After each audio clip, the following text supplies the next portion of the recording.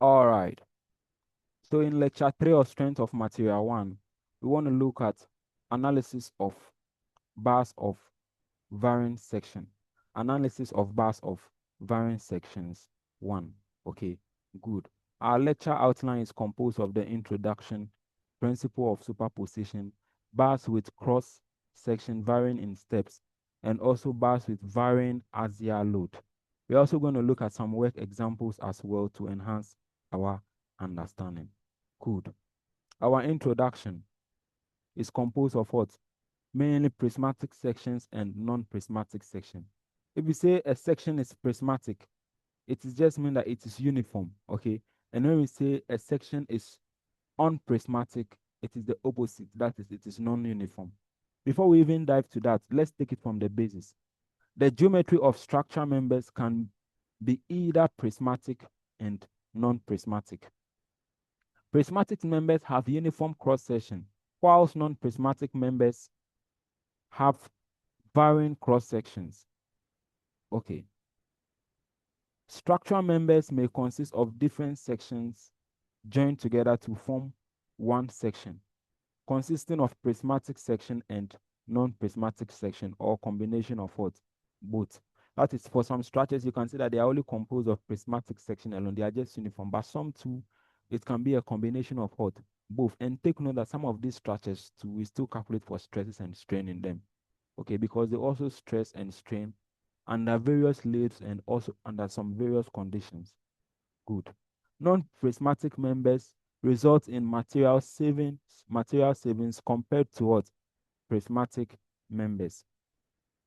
In such case, the analysis of such member can be achieved by using superposition method. Only axially loaded members subjected to axial deformation will be considered in this lecture. So what are we saying? We are saying that only axially loaded members subjected to axial deformation will be considered in this lecture. If we say something is axially loaded, I don't know, and I'm gonna pemu straight. Do you understand me? Exactly, exactly. So let's look at axial deformation. Let's look at axial deformation. Good. A structural member having a straight longitudinal axis is said to undergo axial deformation. A structural member having a straight longitudinal axis is said to undergo axial deformation if, when load is applied to the member or it is subjected to temperature changes. 1. The axis of the member remains straight. 2. The cross-section of the member remain plane or remain perpendicular to the axis and do not rotate about the axis as the member deforms. Example of axial deformation member are column in buildings, hoist cables, truss members in space structures.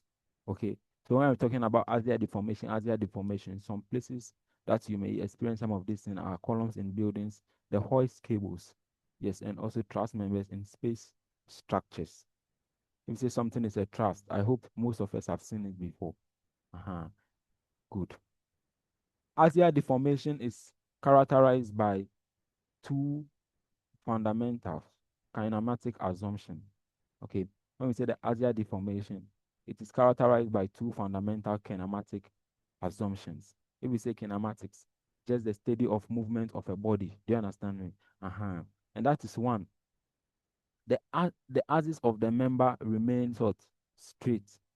And two, cross section which are plane and are perpendicular to the axis before deformation remain plane and remain perpendicular to the axis after deformation, and the cross section do not rotate about the axis. Let's look at the principle of superposition.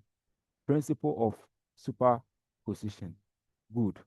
The principle of superposition states that if a body is acted upon by a number of loads, if a body is acted upon by a number of loads on various segments of a body, then the net effect on the body is the sum of the effect caused by each of the load acting independently on the respective segments of the body. The principle of superposition is applicable to all parameters like stress, strain, and deflection. However, it is not applicable to materials with non-linear stress strain characteristics which do not follow the Hooke's law. Using the principle of superposition, each segment can be considered for its equilibrium. That is, you are going to break it into sections and solve it bit by bit. This is done making a diagram of the segment along with various forces acting on it. This diagram is generally referred to as the free body diagram. We are going to see the free body diagram very soon with time. Let's proceed. Principle of superposition. We are still continuing principle of superposition. Okay, that's why you are still seeing it here. While using the principle for an elastic body which is subjected to a number of direct forces, such as tensor or compressive force, at different sections along the length of the body. First, the free body diagram of individual section is drawn. Then the deformation of each section is obtained. Take note that the total deformation of the body will be then equal to the algebraic sum of deformation of the individual section. Okay, of the individual section. Okay, now we want to simply look at, let me say, bars with cross section varying in steps.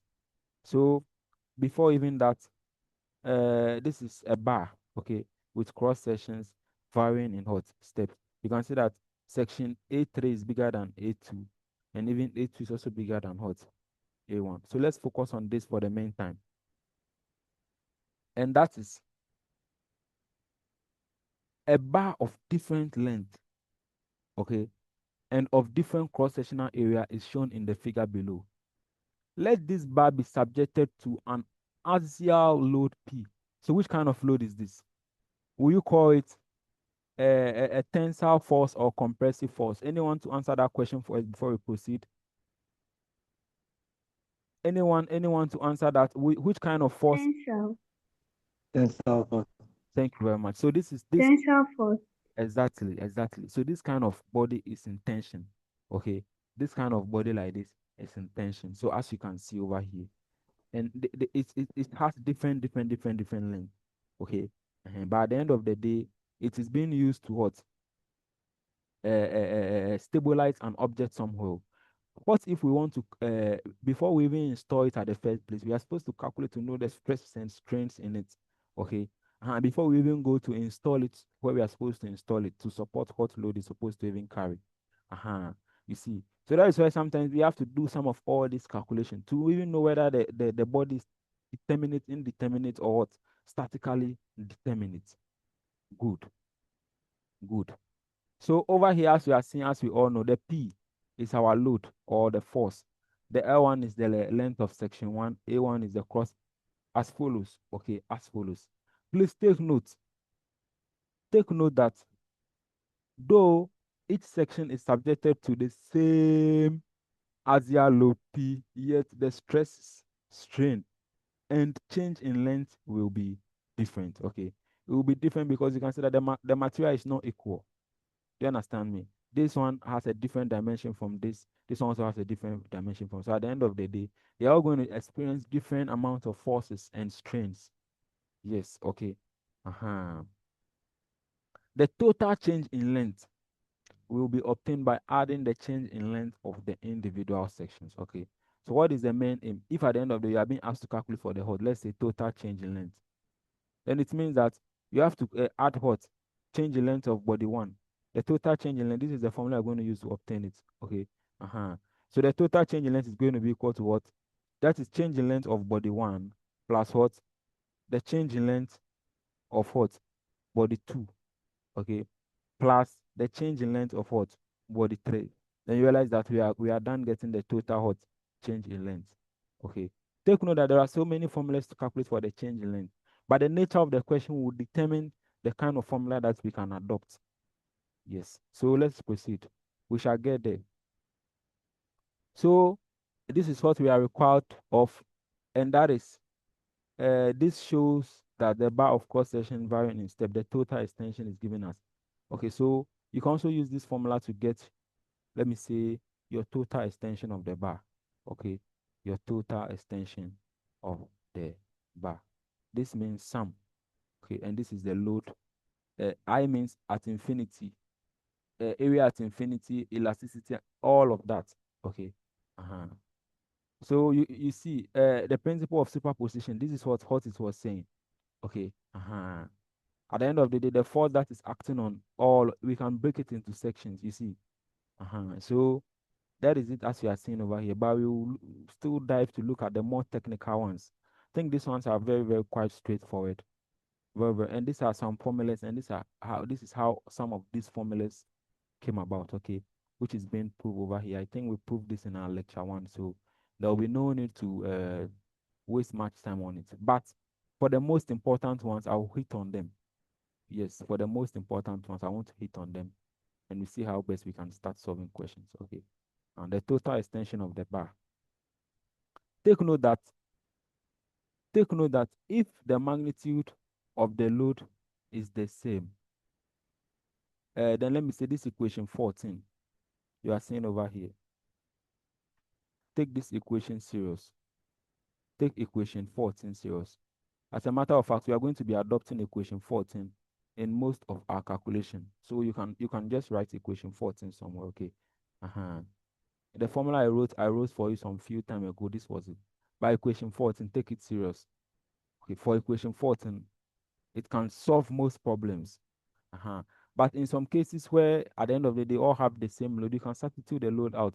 In some cases, if let me say the steel is made of, or let me say the bar is made of the same material, then at the end of the day elasticity is going to be the same. So if the elasticity and then the load acting on them is the same, you could just substitute them out and it could also work. Okay. Like you are seeing over here. What I'm talking about, this is it over here. So they say if the bar are made of the same material, that is E1 is equal to E2 is equal to E3. Then it means that they are all the same as the E. Okay, so at the end of the day, then we can maintain it. Okay, so, but in general, I'll tell you to maintain equation 14. Okay, maintain equation 14. So let's quickly look at some work examples and let's see how best we can become history. Before we even start solving some questions, I want to take some few questions before we even proceed to solve some questions. Okay, so anyone having any question to ask? Anyone having any question to ask before we proceed? Hello? Hello? Please, I want to take some few questions before we proceed. Okay. At this point, I want to take some few questions before we proceed. Or anyone to give me a brief of whatever I just said so that we can proceed.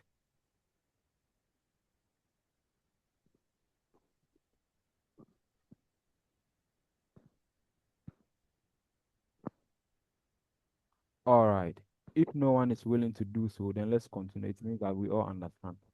So, let me quickly share the whiteboard. Okay.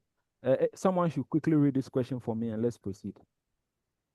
Someone should read this question for us and let's proceed.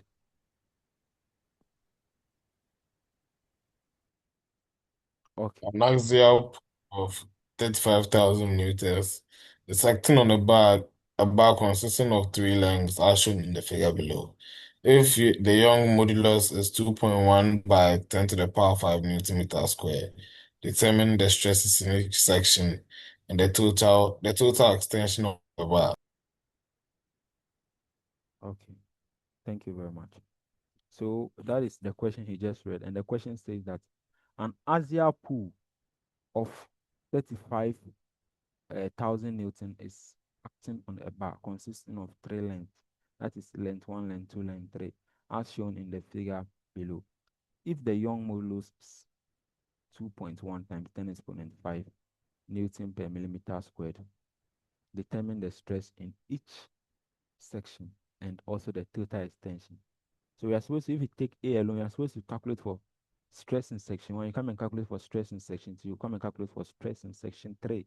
That is how the question is Okay, but first of all, let's just put our diagram down, and also let's put our given down, and let's proceed to solve the question. Let's proceed to solve the question.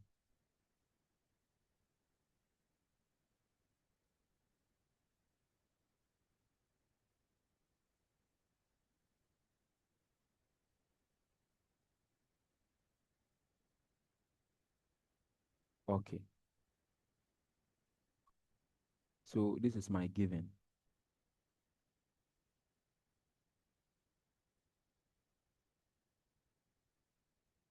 This is my given. And our question says that one, an axial pull of 35 kilonewton is acting on a bar consisting of three lengths. So the pull, since it is an axial pull, the pull is equal to force, which is equal to what, our P. And that was what, 35,000. So let me quickly write that down. 35,000.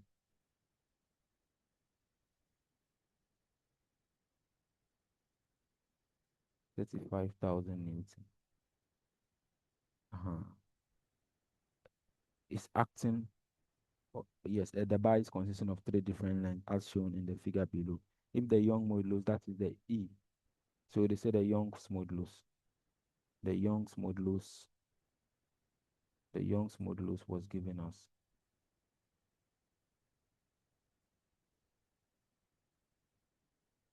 And that is our E, as we all know, which was given us, let me say, 2.1 times 10 exponent 5. So 2.1 times 10 exponent 5 Newton per millimeter squared. That is the Newton per millimeter or squared. So we are being asked to determine for the stress in each section. Okay, but first of all, we even have a diagram. So in our given, we are just going to draw the diagram, but we're going to do all the conventions to avoid all forms of problems. Okay, so this is it. I'm going to be doing over here. So I'm going to also draw the diagrams, three different ones, and that is this is my first one.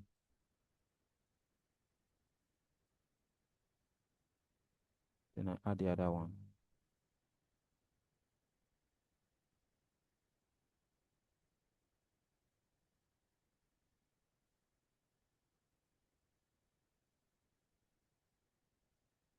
So let's quickly add the last one. Let's proceed.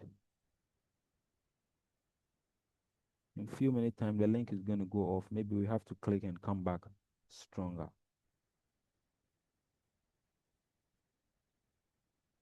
Okay. So from here, this was how the loads were represented. It was in tension. It was in tension. Since we are all good in physics now, even if I just write 35 Newton, you should understand. So I'm just going to write 35 Newton. Yes, my physicists will understand. Over here, since I have much space, I can write a 35,000. It's all the same thing. Don't get confused. 1, 2, 3. So it is a Newton. The diameters have also been stated in it already, right? The diameters have been stated in it already. So we are just going to do the convention straightforward, and then we are good to go. Okay. So now we are converting centimeters to millimeters. And what is that going to be? The first one. So let's quickly label it together. This is section 1, section 2, section 3. This is section 1, section 2, section 2, and this become our section 3.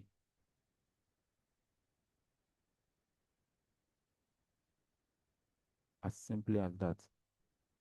As simply as that. So let's quickly write the diameter. This one, from the question, the diameter was what? 5 centimeters, as you are seeing over here.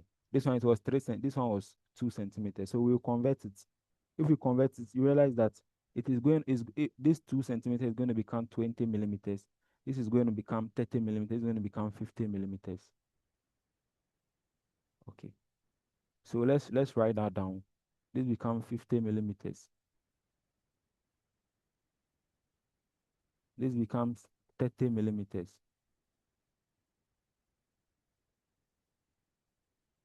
And this is going to become 20 millimeters. 20 millimeters. As simple as that. So let's quickly convert the length. The length, so you see, this is going to become 200. This is going to become 250. This is going to become 220 after the conventions. So let's quickly do that together. Let me quickly calibrate this and let's proceed. So this is for the diameter. This is for the diameter.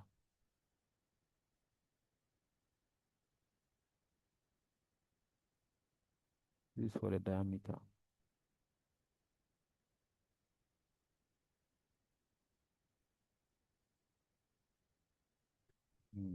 So let's quickly put down the length.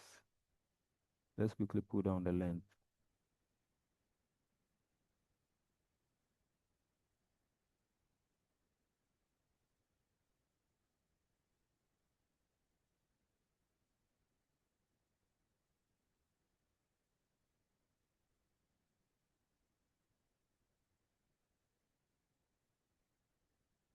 Okay. So the length for this one, we are going to write 200 millimeters. This is 250 and this is 220, as you are seeing. So this is going to be 200 millimeters. And this is 250 millimeters. And this is 220 millimeters. 220 millimeters. You see, you have to do the conversion because we said we work in millimeters. If you use the centimeters, you'll be penalized. That is why I taught you the convention at the first place. If so, you are not good in the conversion, visit the lecture one. Okay, try and visit the first video we ever did, and go and watch that video to master you and what the conventions exactly. So once we are done putting our freeboard, let me say our diagram to show section 1, section 2, section 3, then we can just start solving problems. Okay, we can start solving problems. From here, I think we are done putting down our given. So the only thing we can do now is to just start solving our questions. The questions one says that we should calculate for the stresses in each section. That is it over here. He said we should calculate for the stresses. Okay, stresses in each section. So we are going to take just this first section and calculate for the stress in it. Later, we'll come and take the other one too. So this is our sec 1, section 1, and this is the section 2, as we all know. Section 2. Yes. And this is our section 3. So if I write sec 3, it means section 3. So stresses in each sections. That is what we want to do now. So our first one says that A is saying that we should calculate for the stresses in each section. A says we should calculate for what stresses in each section. So the stresses in each section. In each section. And finally, the last one is saying that we should also come and calculate for total extension of the bar. That is B, total extension. Total extension. The total extension. Total extension. So the total extension can also be denoted as this. Take note, we are going to solve for it as simple as that just now. So let's quickly go and read the question one last more time again. An axial pull of 35 kilonewton is acting on a bar consisting of three lengths as shown in the figure below. If the Young modulus is 2.1 times 10 exponent 5 Newton per millimeter squared, determine I, the stresses in each section, and II, the total extension of the bar. So this is the diagram that was given to us. Let's just move to our solution and see how best we can solve.